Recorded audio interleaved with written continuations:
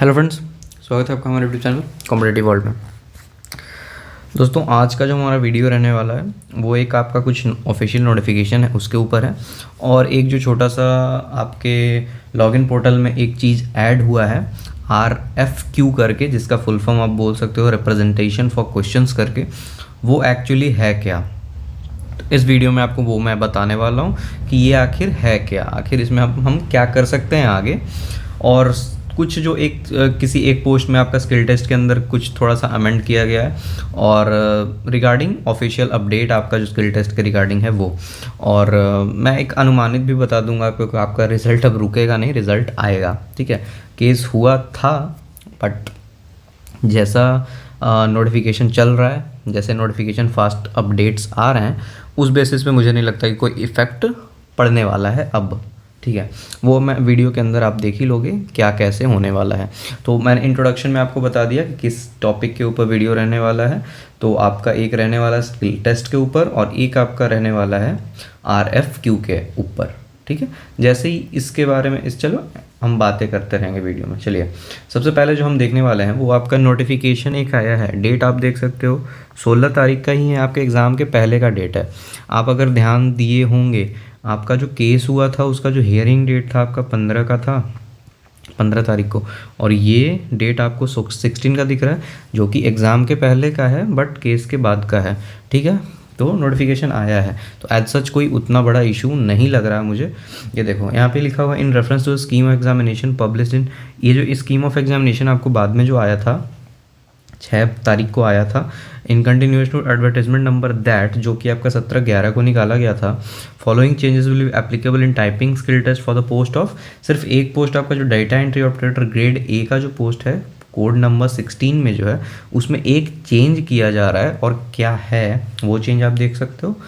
Data entry operator grade ए में जो changes हैं वो क्या हैं, पहले जो एडवर्टाइज्ड हुआ था वो क्या है, typing skill test language of examination, इसमें A B नंबर रहा होगा, ए में यहाँ पे ऊपर ए या नीचे बी ऐसा कुछ रहा होगा।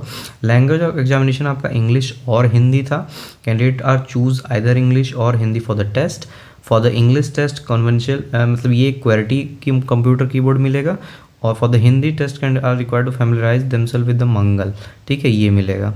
और the on the conventional English QWERTY keyboard inscripted keyboard. चलो ये था, बट अब जो रिवाइज्ड आया है, रिवाइज्ड में क्या है, टाइपिंग स्किल टेस्ट अब जो होगा लैंग्वेज ऑफ एग्जामिनेशन आपका ओनली जो टाइपिंग स्किल टेस्ट होगा वो किस में होगा, इंग्लिश में होगा। आपका हिंदी में टाइपिंग स्किल टेस्ट नहीं होगा। तो जो भी कैंडिडेट्स इसके लिए गए होंगे उनको अब टाइपिंग टेस्ट जो होगा वो सिर्फ किस में होगा, इंग्लिश में होगा, हिंदी में नहीं होगा। ठीक है, for the English test conventional QWERTY computer keyboard will be provided. ठीक है, तो यहाँ पे एक ही चेंज यहाँ पे हुआ है। और पोस्ट कौन सा आप ध्यान रखोगे, पोस्ट है आपका DEO ग्रेड ए का। इसके जो टाइपिंग टेस्ट में थोड़ा सा अमेंडमेंट हुआ है वो आपको बता दिया गया है। आप लोग रेगुलरली वेबसाइट विजिट करते रहेंगे, आगे जो नोटिफिकेशन आने वाली है वो आती रहेंगी। एक और जो नोटिफिकेशन है वो आपका है 16 तारीख का ही है, और इसमें आपको हर एक स्किल टेस्ट के बारे में बताया गया है जो भी पेपर में आपका स्किल टेस्ट रिक्वायर्ड है। ठीक है, तो conduct of skill test for the eligible post for common recruitment examination CRE 2023। ठीक है, कंडक्शन किसके बारे में है, आपका स्किल टेस्ट के रिगार्डिंग है, जो भी एलिजिबल पोस्ट में अगर उसका ज़रूरत है तो। All candidates who have registered for CRE AIIMS 2023 are informed that the skill test for the eligible post of typing test, stenography test, PST and PET will be conducted soon at the short notice after declaration of result of CBT examination। इसमें साफ साफ आपको कह दिया गया है कि जिनके भी पोस्ट में या तो टाइपिंग स्किल टेस्ट है या स्टेनोग्राफी टेस्ट है या कंप्यूटर PST है, PET है, XYZ कुछ भी है, वो आपको एक शॉर्ट नोटिस में तुरंत बाद कराया जाएगा, किसके, CBT एग्जामिनेशन का रिजल्ट आउट होने के बाद में। ठीक है, only those candidate who qualify CBT exam are respective post as per scheme of examination eligible for skill test. ठीक है, ये आपका जो उन्हीं कैंडिडेट का लिया जाएगा जो CBT एग्जामिनेशन में पास करेंगे। ठीक है, अब स्किल टेस्ट के लिए जो एलिजिबल होंगे वही इसमें जा सकते हैं। मतलब साफ साफ हो गया कि पहले आपका रिजल्ट आएगा फिर स्किल टेस्ट होगा। दूसरी बात यहाँ से भी आपका क्लियर हो रहा है कि ये भी आपका नोटिफिकेशन आया है 16 तारीख को, जो आपके केसेस वगैरह जो भी चल रहे थे उससे कोई मतलब मुझे नहीं लग रहा कि है, क्योंकि वो 15 तारीख को हुआ था और जो वहाँ पे था कि रिज़ल्ट के बाद जो भी डिसीजन आएगा उसके बाद रिज़ल्ट या ऑल, तो मैंने वो चेक भी नहीं किया है। तो अगर कुछ आया हो तो मुझे नहीं पता, बट डेट मिली थी जनवरी 2024 की, तो मैंने वो चेक नहीं किया है एक्चुअली, तो मैं उसके रिगार्डिंग कुछ ज़्यादा बातें नहीं करूँगा। बट हाँ, मुझे जो लगता है रिज़ल्ट आपका काफ़ी ज़्यादा लेट नहीं होने वाला है, रिज़ल्ट आपको बहुत ही जल्दी देखने को मिल सकता है। मैं कोई एक डेट नहीं बताऊँगा, क्योंकि जो डेट बता दूँगा आप जाके डेट को लेके फ़िक्स हो जाओगे कि इस डेट को आएगा आएगा आएगा, तो डेट कहना मुश्किल है। बट हाँ, एज सच उतना देरी नहीं होने वाला है, रिज़ल्ट आपका जल्दी आएगा, ठीक है। क्योंकि डेट आप देख सकते हो 15 तारीख की बात थी और 16 तारीख को इन्होंने नोटिस दे दिया है, तो एम्स वाले खुद पे हैं कि भाई कोई चेंजेस नहीं होने वाले हैं, एज़ इट इज़ जो प्लान्ड है उसी वे में होगा सब कुछ, ठीक है। तो 16 तारीख को आपको ये नोटिफिकेशन देखने को मिल गया है, तो आप लोग बिल्कुल प्रिपेयर रहें, रिज़ल्ट आने वाला है, ठीक है। तो जितने लोग, वीडियो बनाने का एक ही पर्पस है कि जितने लोग के पता है कि भाई मेरे पेपर में टाइपिंग होना है, मेरे पेपर में स्टेनोग्राफी टेस्ट है या जो भी टेस्ट है आपको, आप उसके लिए प्रिपरेशन चालू कर दो। अगर आपको लगता है कि आप सेलेक्ट होगे, लगने से नहीं होगा, अगर आपको लगता नहीं भी है कि सिलेक्शन होगा, बाई चांस अगर हो ही गया, मान लो कि कट ऑफ नीचे चला गया, आपका सिलेक्शन हो गया, तो अगर आप प्रिपेयर्ड रहोगे तो आपको स्किल टेस्ट में आसानी होगी। अदरवाइज़ आप रिटन क्वालिफाई करके स्किल टेस्ट में फेल नहीं होना चाहते, ठीक है। तो अदरवाइज़ ये सब काम आप कर लो। अब हम मेन मुद्दे पे आएंगे। आपका जो लॉगिन पेज खुल रहा है, जब आप लॉगिन पेज खोल रहे हो उसमें आपको ये चीज़ नया मिल रहा है, न्यू करके, रिप्रेजेंटेशन फॉर क्वेश्चन RFQ। और जैसे ही आपको ये क्लिक कर रहे हो तो आपको वापस से ये पेज खुल रहा है। और ये पेज हमारा कब खुलता था? ये पेज हमारा खुलता था रेज योर क्वेरी के टाइम पे। वहाँ पे देखिए, और यहाँ पे साफ साफ लिखा हुआ है टाइप है क्वेरी, तो यहाँ में क्वेरी एक्चुअली लिखना नहीं है। देखो, मैं ये नहीं बोल रहा हूँ कि आप लोग लिखो मत, ऑप्शन मिल रहा है तो आप लोग लिख सकते हो, बट क्वेरी का सॉल्यूशन नहीं आएगा। पहले भी नहीं आया था तो अब भी नहीं आएगा। ये होता क्या है, अगर मैं इसकी स्पेसिफिक बात करूं आपको, तो मैंने जितना ढूंढा या मुझे जो मिला वो मैं आपको बताने जा रहा हूँ।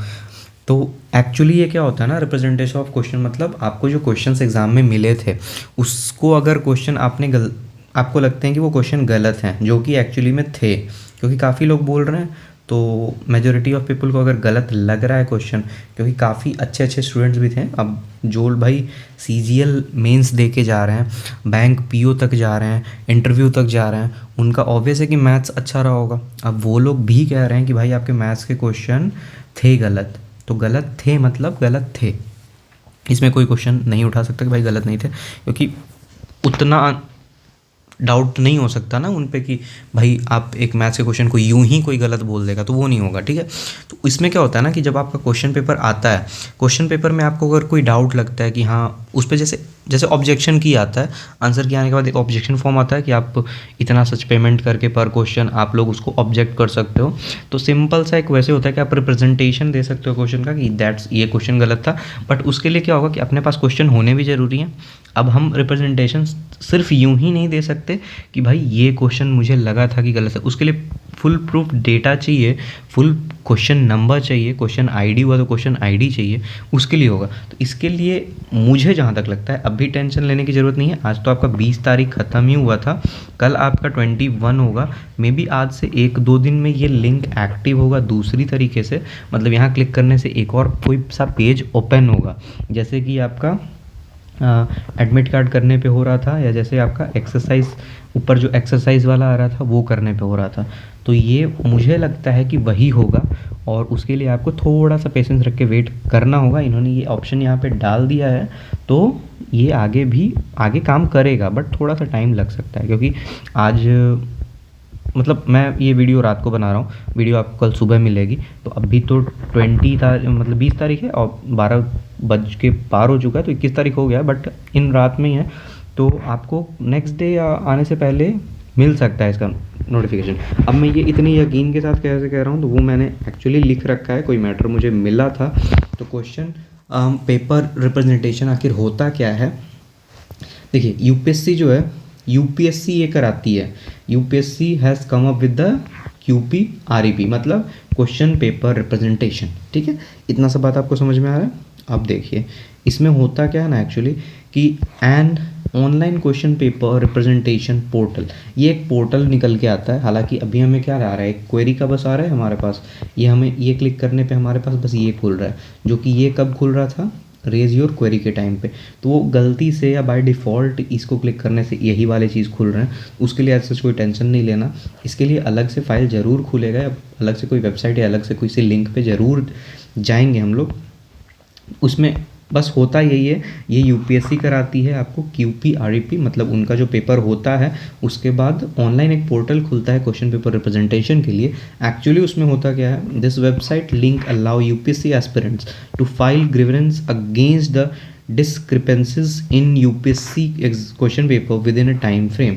एक उनको टाइम का फ्रेम दिया जाता है कि भाई आप इतने समय से लेकर इतने समय के बीच में अगर आपको लगता है कि कोई क्वेश्चन पेपर में गलतियां हैं या कुछ इश्यूज़ है, तो आप उसको गिवन पीरियड ऑफ टाइम में सॉल्व मतलब अपने रेज़ कर सकते हो क्वेश्चंस, ठीक है। अब ये कहना यहाँ मुश्किल होगा कि भाई ये लोग इसके पैसे लेंगे या फ्री में होगा। मुझे जहाँ तक लगता है पैसे लेंगे। अगर पैसे भी लेंगे तो ठीक है ना, हमें अवेलेबल अगर होते हैं क्वेश्चन, गलत हैं तो गलत हैं, पैसे दे के भी करने में कोई इशू नहीं है, ठीक है। तो मुझे जहाँ तक समझ में आता है ये जो क्वेश्चन रिप्रेजेंटेशन है वो यही चीज़ है जो यूपीएससी ने आखिर यूपीएससी कराती है।